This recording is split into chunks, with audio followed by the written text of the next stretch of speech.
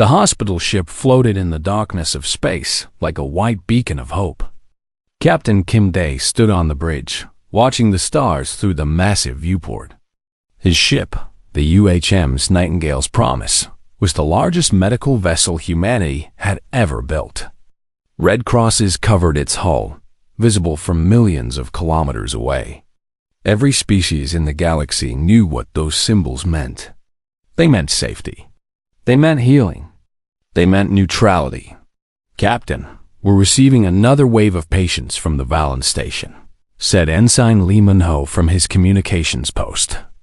The young officer had been with the ship for only 6 months, but he had already seen more suffering than most people witnessed in a lifetime. Kim Dae nodded. "Tell Dr. Park to prepare the trauma bays." "How many this time?" 47 wounded. Mixed species. Looks like another border skirmish got out of hand. The captain sighed. For 3 years, the Nightingale's Promise had operated in neutral space, between the Terran Federation and the various alien factions that controlled this part of the galaxy. The ship didn't take sides. It didn't ask questions. It simply healed anyone who needed help. That was the human way. That was what made Earth special in a galaxy full of warriors and conquerors. Down in the main medical bay, Dr. Park Hannah moved between beds with practiced efficiency. Her hands worked quickly, sealing a Valen soldier's chest wound with synthetic tissue. The alien's purple blood had stopped flowing, and his breathing stabilized. She moved to the next bed without pause. "Doctor, the new arrivals are coming in through Bay 3, said one of her nurses. "I'll be there in 2 minutes. Start triage protocols." Park Hannah had been a trauma surgeon for 15 years. She had worked on Earth, on Mars, on colony worlds, and now here in deep space. She had saved thousands of lives. Human lives. Alien lives. It didn't matter to her. A patient was a patient. Pain was pain. Death was death. And she fought death every single day. She finished with her current patient and rushed to Bay 3. The new wounded were already arriving on stretchers. She could see burns, broken limbs, and worse. Much worse. War was always ugly, no matter which species was fighting. One patient caught her attention. A Valen diplomat, his skin darker purple than the soldiers', his robes torn and bloody. His injuries were severe, but something in his eyes made her pause. He was trying to speak. "Doctor," he whispered in broken English. "You must warn your people. Don't talk. Save your strength." She began scanning his injuries. "No, listen. There are those who hate humans, who fear you. They say Earth is too powerful, too influential. They want to—" His voice faded as the sedatives took effect. Park Hannah frowned. It wasn't the first time someone had mentioned anti-human sentiment. But humans had been peaceful for 200 years. They had limited their own military. They had shared technology. They had built hospitals and schools across the galaxy. Why would anyone hate them for that? She shook her head and returned to her work. There were lives to save. On the bridge, Commander Choi Yuna reviewed the ship's defensive systems for the 10th time that week. As head of security, she was responsible for protecting the Nightingale's Promise. But protection was a difficult concept for a hospital ship. They had shields, but they were designed to stop asteroids and radiation, not weapons. They had a few point defense turrets, but only enough to shoot down small debris. "Commander, you worry too much," said Kim Dae, noticing her concerned expression. "Someone has to, sir. We're out here alone, surrounded by species that have been fighting each other for centuries. And none of them would dare attack a hospital ship. It would violate every galactic law. They'd be condemned by everyone. Laws only work when people follow them, Captain." Kim Dae smiled. "You're too cynical, Yuna. Have faith in civilized behavior." Before she could respond, Ensign Lee's voice cut through the bridge. Captain, I'm picking up a distress signal. It's coming from the Theta 7 asteroid field, about 4 million kilometers from our position. What kind of signal? Looks like a freighter. They're reporting engine failure and life support problems. They're requesting immediate assistance. Kim Dae didn't hesitate. Set course for their position. Maximum safe speed. Sir, Choi Yuna said quietly. That asteroid field is known for pirates and smugglers. This could be a trap. It could also be real people in real danger. We're a hospital ship, Commander. We don't get to pick and choose who we help based on suspicion. The Nightingale's Promise changed course, its massive engines pushing it toward the asteroid field. In the medical bays below, Dr. Park Hannah continued her work, unaware that her ship was heading into danger. The Valen diplomat's warning echoed in her mind, but she pushed it aside. There was always another patient, always another life to save. Ensign Lee monitored his communications board, watching the distress signal grow stronger as they approached. Something felt wrong to him, but he couldn't explain what. Maybe it was the way the signal was too perfect, too clear. Maybe it was the absolute silence from the asteroid field otherwise. Usually, there were mining operations, automated beacons, something. But now there was nothing except that one desperate call for help. ETA 15 minutes, announced the helmsman. Captain Kim Dae stood straight, his uniform crisp, his expression calm. He had made his decision. They would answer the call. They would help whoever needed it. That was what the red crosses on his ship meant. That was what it meant to be human in this galaxy. He had no idea that in 15 minutes, everything would change. Forever. The asteroid field loomed ahead. Thousands of rocks tumbling through space in their ancient dance. Captain Kim Dae watched the scanner displays as his ship moved carefully between the larger asteroids. The distress signal was getting stronger, coming from somewhere deep in the field. I have visual on the freighter, said the helmsman. Bearing 270, range 50,000 kilometers. Kim Dae could see it now on the main screen. A small cargo vessel, its engines dark, drifting between two large asteroids. It looked legitimate. It looked helpless. Ensign Lee tried to hail them. No response, sir. Their communications might be damaged. Take us closer. Slowly. The Nightingale's Promise moved forward. Its sensors scanning the disabled freighter. Dr. Park Hannah had been notified and was preparing her teams for possible casualties. Everything seemed routine. Everything seemed normal. Then reality shattered. 6 warships appeared around them, their cloaking fields dropping like falling curtains. They were Krell vessels, sharp and aggressive in design, their weapon ports already glowing with charging energy. The hospital ship was surrounded, trapped in a cage of hostile ships. Shields up. Commander Choi Yuna shouted, but she already knew it wouldn't matter. Hospital ship shields weren't designed for combat. Captain, I'm receiving a broadcast from the lead Krell ship, Lee Minho said, his voice shaking. Put it through. The main screen changed, showing a Krell commander. The alien's skin was dark red, almost black, and its 4 eyes gleamed with something that looked like satisfaction. When it spoke, its voice was translated into English by the ship's computer. Humans of the vessel Nightingale's Promise, you have been selected to deliver a message to your species. For too long, Earth has pretended to be weak while controlling everything. You smile and offer help, but you manipulate. You share technology, but you keep the best for yourselves. You play at being healers while secretly being masters. This is a hospital ship, Kim Dae said firmly. We are protected by galactic law.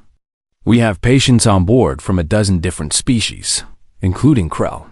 What you're doing is a war crime. War crime? The Krell commander laughed, a harsh barking sound. There must be a war for there to be war crimes. This is simply a lesson. The galaxy must learn that humans bleed like everyone else. That your mercy is weakness. That your peace is cowardice. You're insane, Kim Dae whispered. No, we are honest. Goodbye, healer. The Krell ships opened fire. The Nightingale's promise shuddered as energy weapons tore through its shields like paper. Explosions rippled across the hull. Ensign Lee Min-ho's hands flew across his console, trying desperately to send a distress signal, any kind of message to let someone know what was happening. I can't get through. They're jamming everything. He shouted. Commander Choi Yuna activated every defensive system the ship had, but it was like fighting a hurricane with an umbrella. The point defense turrets managed to shoot down some incoming missiles, but most got through. The ship rocked with each impact. Hull breaches on decks 7 through 12. Someone reported. We're losing life support in multiple sections. Kim Dae gripped his command chair. All hands, abandon ship. Get to the escape pods. Medical teams, evacuate the patients. In the medical bay, alarm klaxons screamed. Dr. Park Hannah stood frozen for one terrible second as the reality hit her. Then her training took over. Everyone, we need to move patients to the escape pods. Priority 1 casualties first. Her staff rushed to obey, but there were so many patients.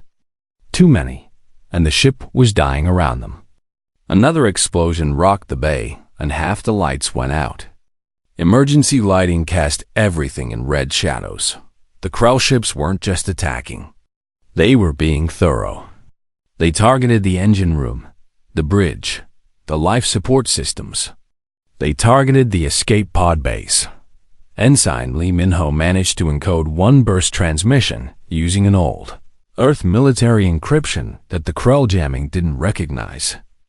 It was only a few seconds of data, but it contained everything. The ship's sensor logs, the identity of the attackers, the evidence. Then a plasma bolt hit the communications array, and the console exploded. Lee was thrown backward, his uniform smoking. The last thing he saw before losing consciousness was the ceiling collapsing. The Krell ships began boarding the Nightingale's promise. They came through the hull breaches in armored suits, carrying weapons designed to kill. They moved through corridors filled with smoke and fire and terrified people. Medical staff tried to protect their patients. They died trying. Dr. Park Hannah stood in front of a row of beds holding valiant soldiers, human colonists, and even 2 injured Krell civilians. She held a surgical laser, the only weapon she had. Get back, she said to the approaching Krell soldiers. These are patients. They can't defend themselves. The soldiers didn't even slow down. They opened fire, and Park Hannah felt something slam into her shoulder. She fell, the world spinning. Through her fading vision, she saw them shooting the patients in their beds. The valiant diplomat who had tried to warn her. A human child who had been in a shuttle accident. Everyone. Captain Kim Dae tried to reach the escape pod nearest to the bridge, but the corridor was blocked by fire and twisted metal. He could hear his crew screaming, dying. He had failed them. He had led them into this. A Krell soldier appeared through the smoke. Kim Dae had no weapon, but he wouldn't die without fighting. He threw himself at the alien, and they went down together in a tangle of limbs. The Krell was stronger, but Kim Dae was desperate. He felt something sharp enter his chest. Pain exploded through his body. The Krell soldier pushed him aside and moved on, leaving him bleeding on the floor. Kim Dae crawled toward a wall panel. His hands were slippery with blood, but he managed to activate the ship's black box, the recording device that would preserve everything that had happened. Someone needed to know. Someone needed to remember. He died reaching for it. His last thought of prayer, that humanity would see the truth. 3 systems away. Admiral Song Jahan was reviewing routine patrol reports when the communications officer interrupted her. Admiral, we just received an encrypted burst transmission from the Nightingale's promise. It's using old military codes. play it. The data packet was small but complete. Sensor logs showing Krell ships ambushing the hospital vessel. Audio of the Krell commander's speech. Visual confirmation of the attack. Timestamp showing it was happening right now.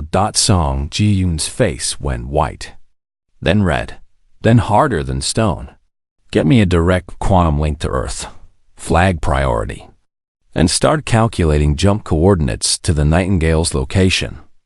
I want this fleet moving in 5 minutes. Admiral, shouldn't we wait for confirmation? Song Ji-yoon looked at the young officer with eyes that could freeze fire. They attacked the hospital ship. Our hospital ship. Confirmation can wait. We move now. Her hands were steady as she typed the message that would change everything. Nightingale Protocol. Hospital ship destroyed by hostile action. Requesting weapons-free authorization. She hit send and felt the weight of what was coming. The Galactic Council chamber was the largest room on Unity Station, built to hold representatives from 200 different species. Today, it was completely full. Every seat was occupied. Every screen showed the same horrifying images. Ambassador Shin Ji-woo stood at the human podium, her face calm, but her eyes burning with controlled fury. Behind her, holographic displays showed the evidence. The Nightingale's promise burning in space. Bodies floating among the debris. The black box recordings of Krell soldiers shooting patients in their beds. This is not a diplomatic incident, Shin Ji-woo said, her voice carrying to every corner of the vast chamber. This is not a misunderstanding. This is not an accident. This is mass murder. Premeditated. Deliberate. Documented. She paused, letting the images speak. A human doctor trying to protect her patients.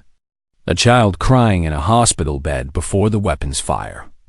Captain Kim Dae's last moments, bleeding on the floor while reaching for the black box that would tell his story. The UHM's Nightingale's Promise was the largest hospital ship in known space. It carried 847 crew members, 2,340 patients. They were healers. They were children. They were wounded soldiers from a dozen different wars. They were under the protection of galactic law. The Krell ambassador stood, his body language aggressive. The Dominion does not recognize the legitimacy of human military presence in Shut Up. Shin Ji-woo's voice was quiet, but it cut through the chamber like a blade. Shut up and sit down. You don't get to speak. Not now. Not after what your people did. The chamber went silent. Ambassadors didn't speak to each other like that. But no one objected. 93 survivors, Shin Ji-woo continued. Out of 3,187 souls, only 93 made it to escape pods before you destroyed those too. We found Dr. Park Hannah floating in space, barely alive, with 2 pieces of shrapnel in her chest. We found Ensign Lee Min-ho in the wreckage with third-degree burns over 40% of his body. We found pieces of children who never had a chance to grow up. She turned to look directly at the Krell ambassador. You wanted to send a message. You wanted to show the galaxy that humans are weak, that our mercy is foolishness, that our peaceful nature makes us easy targets. Message received? On Earth, President Kang Murray sat in the Emergency Command Center deep beneath Geneva.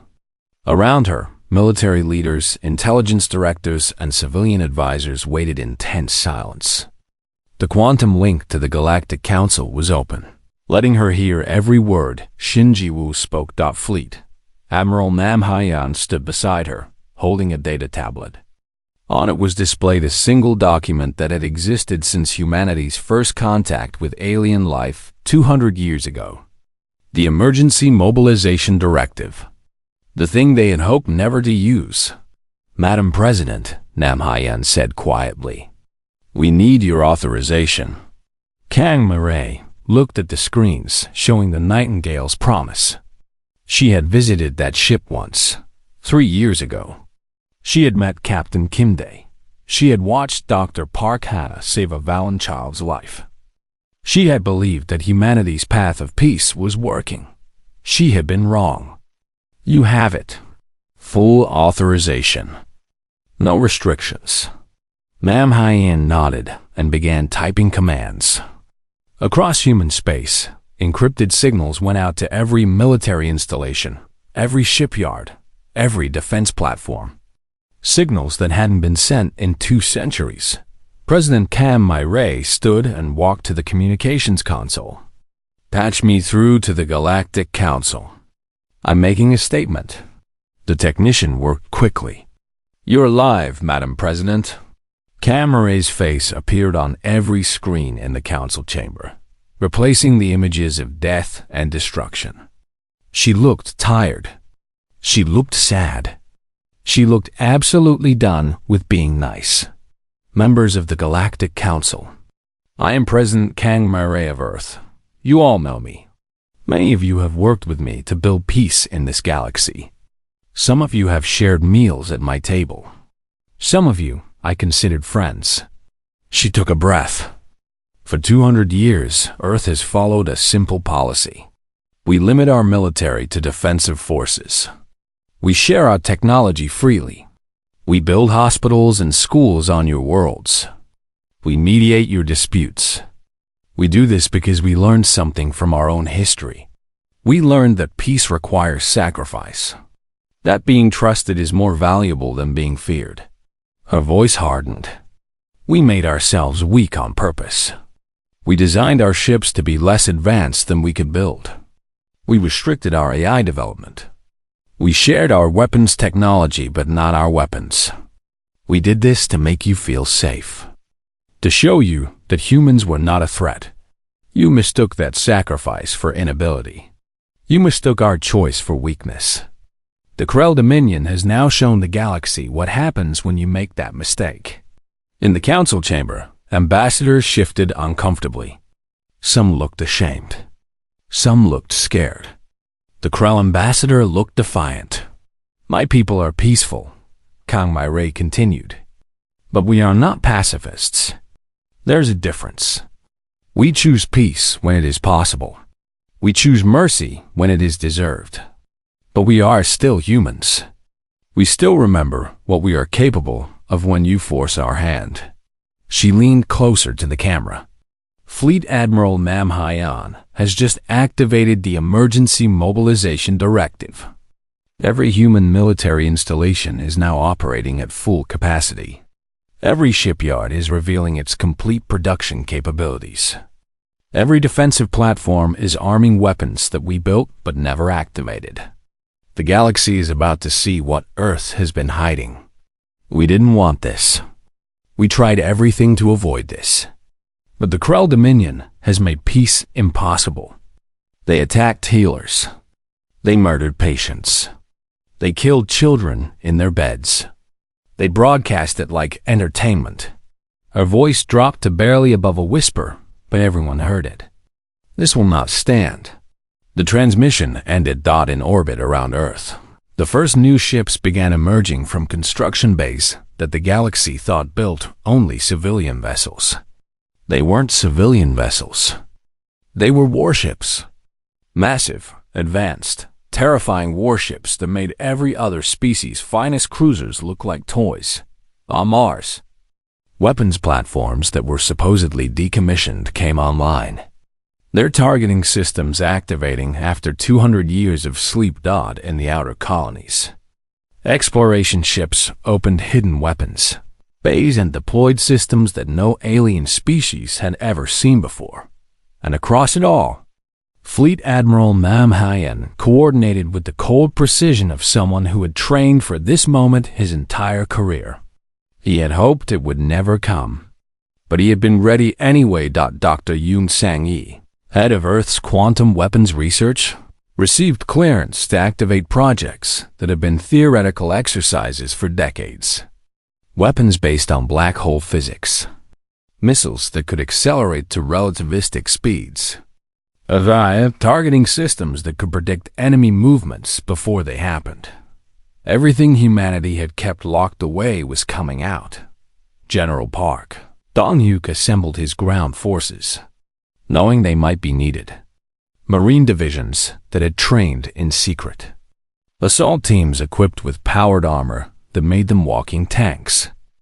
Combat protocols that were 200 years more advanced than anything the galaxy had seen. In the council chamber, Ambassador Shin Ji-woo watched the ambassadors' faces as reports came in about Earth's military awakening. She saw fear. Good. They should be afraid. You wanted honesty? She said. Here it is. We were holding back. All of us. Every human.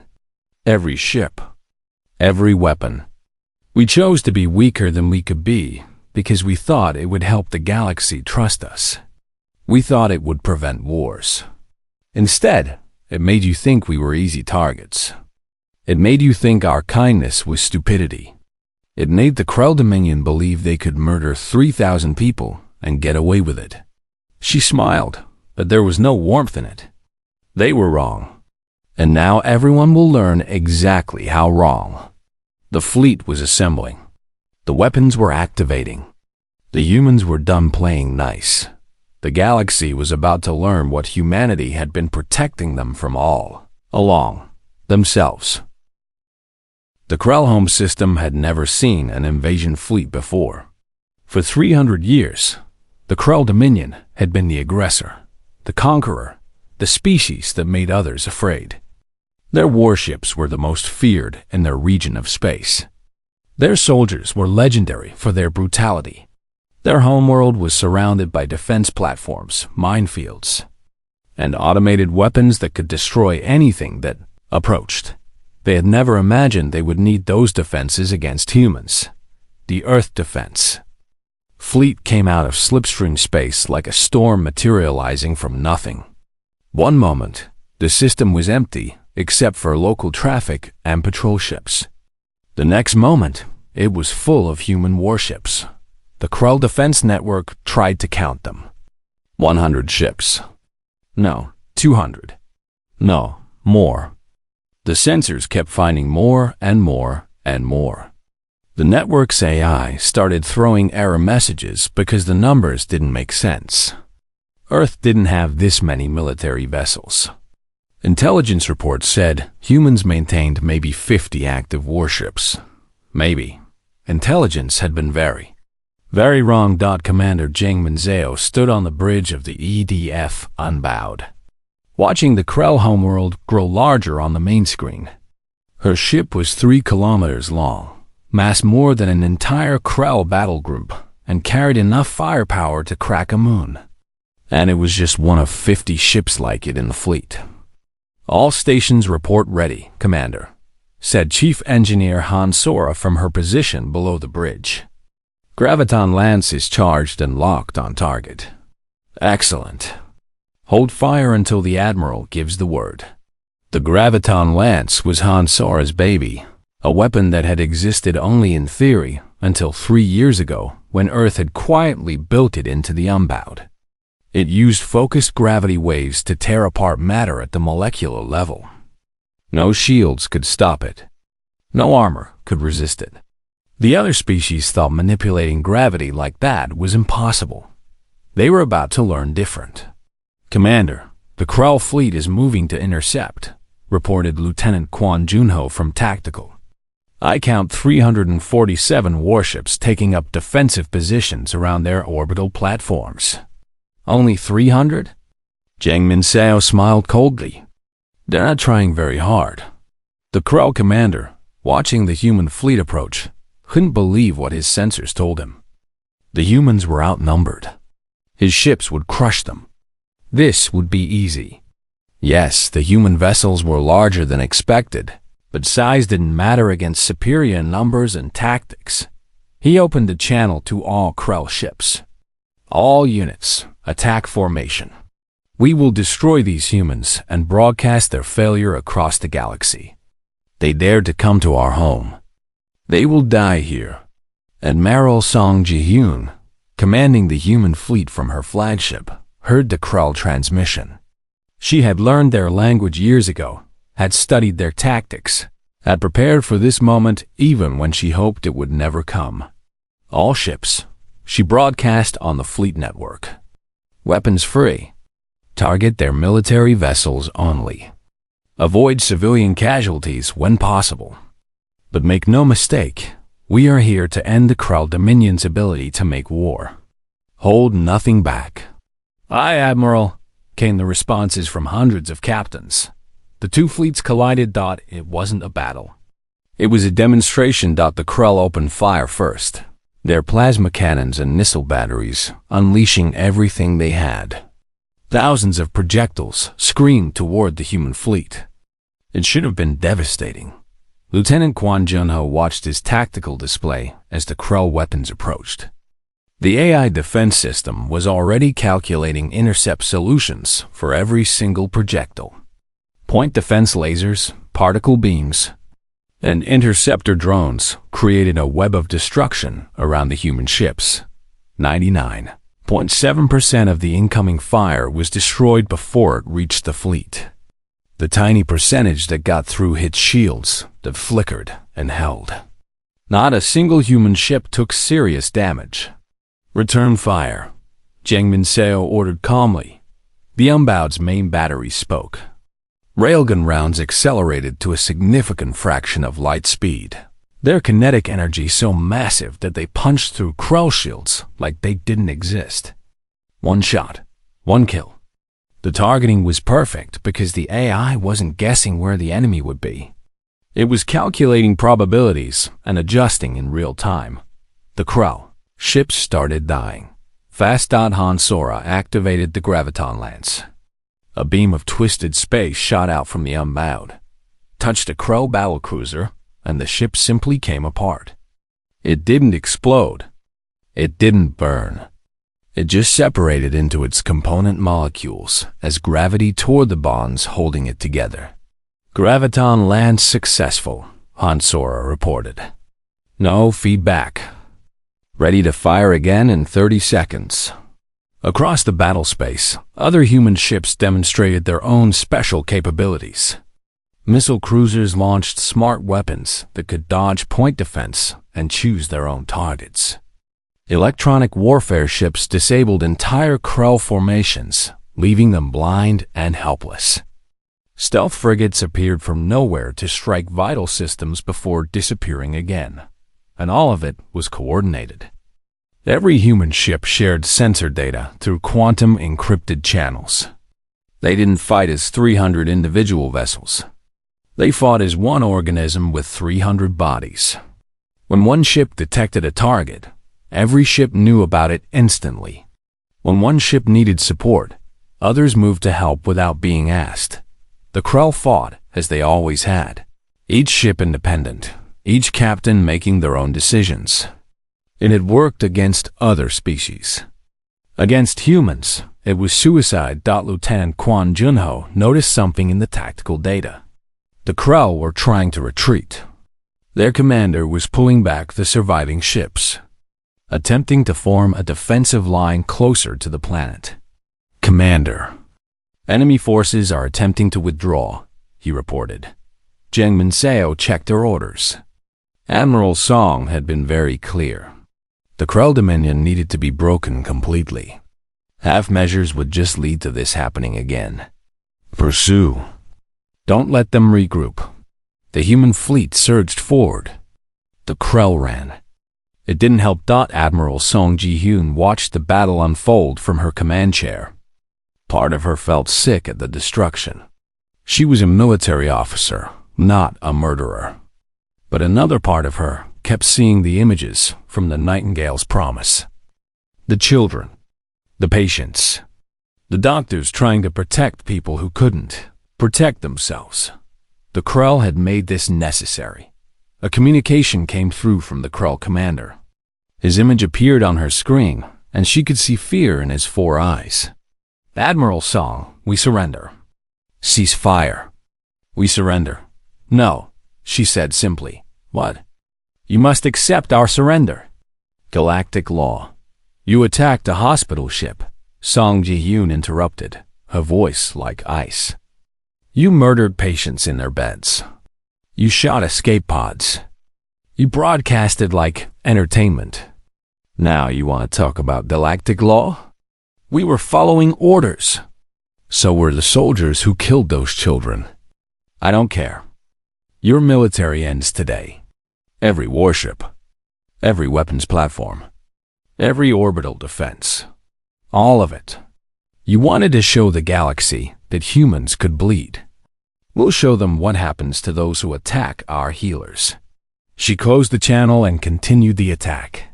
The Battle of Krell Prime lasted 4 hours and 17 minutes. When it ended, the Krell Dominion's military effectively no longer existed. Their orbital platforms were debris. Their warships were destroyed or damaged beyond repair. Their shipyards were shattered. Human casualties, 23 wounded. 0 dead. The galaxy's intelligence networks went into overdrive. Every species started recalculating their assessments of human military capability. The numbers didn't make sense. The technology didn't make sense. How had humanity hidden this much power? The answer was simple and terrifying. They hadn't hidden it. They had chosen not to use it. They had deliberately made themselves appear weak to avoid scaring everyone else. Now the mask was off. Commander Zheng Minseo stood on the bridge of the Unbowed, looking at the wreckage of the Krell fleet floating in space. She didn't feel victorious. She felt tired. Commander, we're receiving new orders from Fleet Admiral Nam Haiyan, said Quan Junho. We're to establish orbital control and maintain position. The second fleet is being deployed to other Krell systems. Acknowledged. Han Sora, power down the graviton lance. We won't need it anymore. The chief engineer nodded. Understood. It performed better than expected. We only used it at 40% power. 40%. They had destroyed a battlecruiser with 40% power. Zheng Minseo wondered what would happen at full power and decided she didn't want to know. Below them, on the Krell homeworld, billions of civilians watched the sky and wondered if the humans would come down. They didn't understand that the humans didn't want their world. They didn't want conquest. They just wanted to make sure this never happened again. In medical bays across the human fleet, those 23 wounded were being treated. Minor injuries, burns, concussions, nothing serious. The Krell had lost thousands. The message had been sent. The galaxy had received it. Don't attack the healers. The Galactic Council chamber was silent as Ambassador Shin Ji-woo walked to the podium. The last time she had stood here, she had shown evidence of the Nightingale's Promise massacre. Today, she came to show the results of what happened when you attacked humanity's healers. Every ambassador had seen the reports. The Battle of Krell Prime had been broadcast across the galaxy. Not by humans, but by a dozen different species intelligence networks who couldn't believe what they were seeing. 4 hours. 300 human ships against 347 Krell warships and extensive orbital defenses. The result had been total human victory with almost no casualties. Members of the council, Shin Ji-woo began, her voice calm. 3 weeks ago, I stood here and showed you evidence of a war crime. Today, I stand here to discuss the future. She activated a holographic display showing the current disposition of Earth's military forces, fleet positions, ship numbers, technology specifications, things that would have been classified information a month ago. This is what we are now. This is what we have always been capable of being. For 200 years, we chose not to be this. We chose to limit ourselves. We chose to make you comfortable.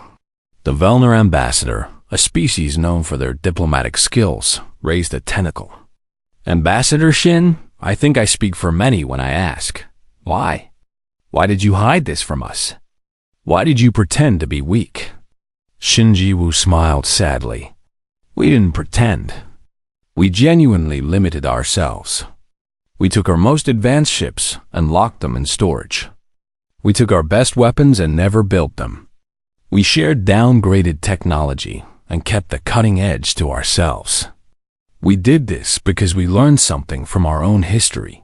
She paused, looking around the chamber. Before we met you, humans spent thousands of years fighting each other. We had weapons that could destroy our entire planet. We had wars that killed millions. We nearly destroyed ourselves dozens of times. When we finally achieved peace on Earth, we swore we would never be the cause of such suffering again. So, when we met you, when we joined the galactic community, we made a choice. We would be helpers, not threats. We would be healers, not warriors. We would show the galaxy that intelligence and compassion could coexist with strength. The Krell ambassador, a different one than before, spoke quietly. And we destroyed that dream by attacking your hospital ship. Yes, Shinji-Woo said simply. You did. Another display activated, showing footage that made many ambassadors look away. Dr. Park Hana recovering in a hospital bed, her chest covered in bandages. Ensign Lee Min-ho undergoing skin regeneration treatment for his burns. The few survivors of the Nightingale's Promise, barely alive. These are the people who believed in that dream, Shinji-Woo said. Dr. Park saved thousands of lives. She treated everyone, regardless of species, regardless of which side of a conflict they were on. She believed that mercy required no justification. The Krell shot her for that belief. President Kang Maray's image appeared on the main screen, broadcasting from Earth. Members of the Galactic Council, she said. I want to be very clear about Earth's new position. We will maintain a fully armed and operational military from this point forward. Our hospital ships will travel with destroyer escorts. Our civilian vessels will carry defensive weapons. We will no longer deliberately weaken ourselves to make others comfortable. She let that sink in before continuing. However, we are not interested in conquest. We are not interested in dominance. We are still the same humans who built schools on your worlds and mediated your conflicts. We still believe in peace, but we will never again confuse peace with defenselessness. The Krell Dominion's military has been neutralized. Their shipyards are disabled. Their weapons platforms are destroyed. But we have not attacked their civilians. We have not bombed their cities. We have not taken revenge on their population. We have simply removed their ability to threaten others. The Krell ambassador stood, his posture showing submission. President Kang, the Krell Council wishes to formally apologize for the actions of our military commanders. We were wrong. We will accept any terms Earth demands. Kang Maray's expression softened slightly. We don't want subjugation. We want accountability. The commanders responsible for the attack on the Nightingale's Promise will face trial. The Krell Dominion will pay reparations to the families of those killed. And you will reduce your military to defensive forces only, under Galactic Council supervision. These terms are acceptable. Good. Then we can begin rebuilding trust. It will take time. Possibly generations. But it is possible. The broadcast ended, and Ambassador Shinji-Woo returned to the podium. Earth's military capabilities are no longer secret, she said. Every species now knows what we can do. Some of you are afraid. That's understandable. But I want to remind you of something important. She brought up images of human aid stations, schools, and hospitals across the galaxy. Even while we were building warships in secret, we were also building these. We educated millions of your children. We provided medical care to billions of your people. We gave you technology that improved your lives. That was real. That was genuine. We didn't do it to manipulate you. We did it because we wanted to help. The warships were insurance. The help was who we are. In a hospital on Earth, Dr. Park Hana sat up in bed for the first time since her rescue. The pain in her chest was manageable now, though the scars would remain forever. Both on her body and in her memory. A visitor arrived. Fleet Admiral Nam Hyen, in full dress uniform. "Dr. Park," he said respectfully. "How are you feeling?" "Like I was shot twice and spaced," she said with a weak smile. "But I'm alive, which is more than I can say for most of my patients." Nam Hyen nodded gravely. "I came to offer you a position. We're building a new hospital ship. The Nightingale's Promise, too. It will be the most advanced medical vessel ever created. We want you to be its chief medical officer." Park Hannah looked at him for a long moment.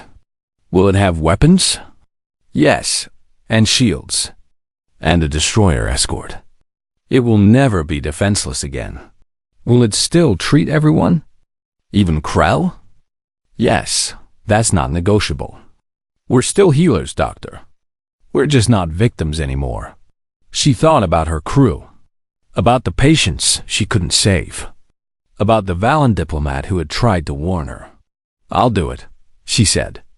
"On one condition. Ensign Lee Min-ho becomes my communications officer." "He earned it. Already approved. He's been promoted to lieutenant." Across the city, Lieutenant Lee Min-ho looked at his new uniform in the mirror. The scars on his face were healing, but like Dr. Park, he would carry marks forever. He had nightmares about the attack, about watching his crewmates die, about the helplessness of trying to call for help while everything burned. But he also remembered sending that final transmission, the one that had reached Admiral Song, the one that had brought the fleet. He had saved lives that day, even as he lost so many others. A message appeared on his personal device. Dr. Park Hannah was inviting him to join the crew of the new Nightingale's Promise. He accepted immediately. The first Nightingale's Promise had been about hope and healing. The second would be about the same things, but with the understanding that hope sometimes needed to be defended. In space, near the ruins of the original hospital ship, a construction crew was building a memorial, a massive structure that would orbit forever, marking the place where 3,000 people had died because they believed in mercy. The plaque was being installed, written in every galactic language. "Here lie 3,094 souls who believe mercy required no shield. They were wrong. We will not forget. We will not forgive. We will never be unprepared again." Commander Jang Min-seo attended the dedication ceremony, the unbowed holding position nearby. She read the plaque and thought about the battle at Krell Prime, about how easily her ship had destroyed theirs, about how the power had always been there, just waiting to be used. She hoped they would never need to use it again. But she knew they would if necessary. The galaxy had changed. Human ships now patrolled trade routes, their presence both reassuring and intimidating. Species that had dismissed Earth as soft now spoke carefully around human ambassadors. The balance of power had shifted, but the schools still operated. The hospitals still healed. The aid stations still fed the hungry. Earth had shown its teeth, but it hadn't forgotten its heart. Ambassador Shin Ji-woo gave one final address to the council before returning to Earth. "We gave you our best," she said. "You demanded our worst." The Nightingale's Promise represented what we wanted to be: healers, builders, friends. You destroyed that. Now you see what we actually are when you force our hand. But here's what I want you to understand. The warships and weapons? Those were easy. We've always been good at building tools for destruction. What was hard was choosing not to. What was hard was being vulnerable on purpose. What was hard was trusting you. That trust is broken now. It will take a very long time to rebuild. Maybe it never will. But the offer still stands. We will still heal you. We will still teach your children. We will still help you when you need it. We just won't be defenseless while we do it. 6 months later, the UHMS Nightingale's Promise 2 left Earth orbit on its maiden voyage. Dr. Park Hannah stood on the bridge with Captain Lee Jun-ho. Ensign Minho's older brother, who had been given command. Behind them, 3 destroyers maintained formation,